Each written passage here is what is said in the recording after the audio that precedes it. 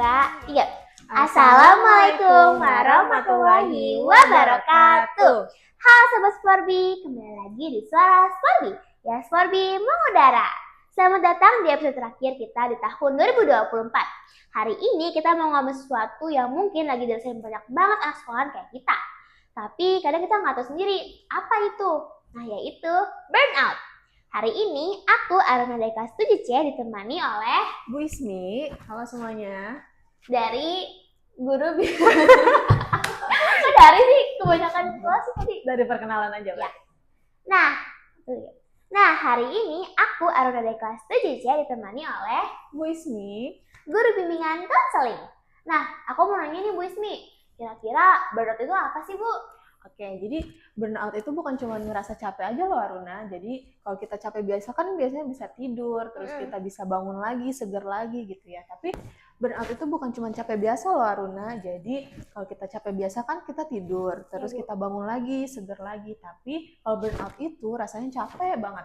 Sampai nggak ada semangat buat ngapa-ngapain, jadi malas belajar, malas ketemu teman, atau bahkan tidur pun rasanya nggak enak, nggak nyenyak gitu.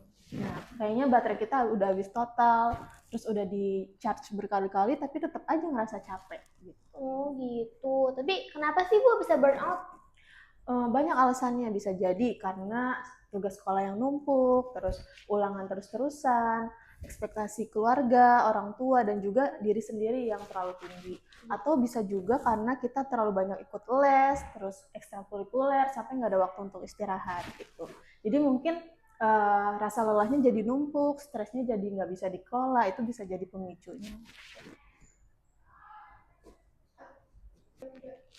Terus gimana sih Bu kalau kita Terus gimana sih Bu kalau kita tahu kalau kita lagi burnout? Cara nanggepinnya gimana? Oke, jadi yang pertama itu kita harus kenalin tanda-tandanya dulu Aruna. Yang pertama biasanya kita jadi ngerasa gampang capek, nggak semangat, padahal tidurnya udah cukup. Terus kita juga jadi gampang marah, terus sering sensitif, padahal biasanya santai aja gitu. Kamu pernah nggak ngerasa kayak gitu? Kayaknya kadang-kadang kalau capek banget mungkin pernah ya Bu. Oke, jadi sekarang kita pindah ke gejala yang lain ya. Biasanya kamu jadi sulit konsentrasi pas belajar. Pernah nggak? Pernah Bu, pernah. Pernah, oke. Sekali.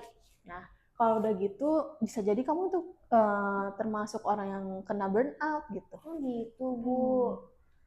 Terus kalau ngatasinnya gimana Bu? Oke. Saya nggak mau burnout. Nggak mau burnout ya? Nggak mau. Emang menurut Aruna ketika kita burnout itu dampaknya apa sih? Dampaknya kayak ya capek banget Bu. Padahal kan saya pengennya ceria ya, senang-senang. Tapi kalau kamu tuh kayak lemes banget. Oh gitu. Kan gak enak ya, jadi Bu. Energinya jadi habis Iya gitu betul, ya. betul. Iya. Nah, kita bisa ada beberapa step nih yang bisa Ibu sharing ke Aruna gitu. Yang pertama, stop, cek, dan rehat.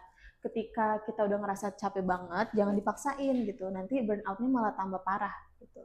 Jadi kita bisa healing, dan healing itu nggak perlu liburan yang jauh banget ke luar kota atau ke pantai dan sebagainya. Cukup istirahat total aja dari semua hal yang bikin kamu capek gitu. Terus yang kedua, lakukan hal yang kamu suka. Biasanya sempetin aja dalam sehari 15-30 menit untuk lakuin hobi kamu atau kegiatan yang bikin kamu senang gitu. Dan yang ketiga, curhat. Setiap masalah ya. Tuh. Kamu suka curhat nggak sih? Iya Bu, suka Bu. Ke siapa? Teman-teman saya Bu. Ke teman-teman kamu? Iya. Oke. Jadi ketika kita ada masalah tuh jangan dipendam sendiri. Kita harus bisa sharing ke orang lain. Siapa tahu mereka punya solusi gitu kan ya. Tapi kamu perlu pilih-pilih juga orang yang kamu percaya gitu, yang bisa menjaga apa yang kamu sampaikan ya, cerita kamu gitu. Bisa jadi ke orang tua, kakak, teman dekat, atau bahkan ibu sebagai guru BK gitu ya. Dan yang terakhir, tidur cukup dan makan teratur. Ini kedengarannya sepele kan ya Aruna ya? Iya benar, kan sepele sih. Tapi ini basic banget buat menjaga kesehatan mental kita ternyata gitu. Mungkin itu sih 4 step yang bisa kamu lakuin untuk bisa menghindari burnout gitu. Turunin lagi Bu. Ingat ya, burnout itu bukan. Oh ya, Aruna harus ingat loh, burnout itu bukan tandanya kita malas atau kita lemah gitu ya. Cuman kita tuh perlu aware sama diri sendiri kalau kita lagi capek. Jadi kita harus nyempetin waktu buat sendiri, buat healing, dan lebih dengerin tubuh dan pikiran kita gitu ya. Jangan sampai kita kehabisan energi untuk melakukan kegiatan sehari-hari. Tuh Bu. Jadi teman-teman jangan fisik dan mental, karena itu tuh jangan nanti. Jadi teman-teman, jaga kesehatan fisik dan mental itu sangat penting karena itu modal utama kita buat belajar dan meraih cita-cita. Dah. Nggak usah apa Kak. Sampai mati Ibu. Jadi teman-teman, jaga kesehatan fisik dan mental itu sangat penting karena itu modal utama kita buat belajar dan meraih cita-cita kita. Betul banget Aruna. Ganti mimpi boleh nggak Bu? Apa? Ganti mimpi boleh nggak Bu? Meraih mimpi kita aja. Boleh. Nah gitu teman-teman, jadi jaga kesehatan. Nah gitu ya teman-teman, jadi jaga kesehatan mental, fisik itu penting banget karena itu modal utama kita buat belajar dan meraih mimpi kita. Betul banget tuh Aruna. Ya. Nah jadi teman-teman, jaga kesehatan fisik dan mental itu sangat penting karena itu modal utama kita buat belajar dan meraih mimpi kita. Makasih ya Bu Ismi. Sama-sama Aruna. Udah membagi tentang kayak pentingnya menjaga kesehatan fisik dan mental, itu penting banget dan pasti berguna banget buat teman-teman yang sudah mendengarkan ini ya. Betul gitu ya. Semoga semua yang mendengarkan podcast ini bisa mendapatkan insight baru tentang kesehatan mental. Gitu. Amin. Oke. Nah, closing Bu. Closing nggak? Berikan lagi.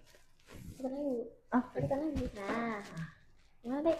Yes for being mengudara. Salam literasi. Bye bye. Gitu dong. 1, 2, 3. Yes for being. Iya. 1, 2, 3. Yes for being mengudara. Salam literasi. Bye bye.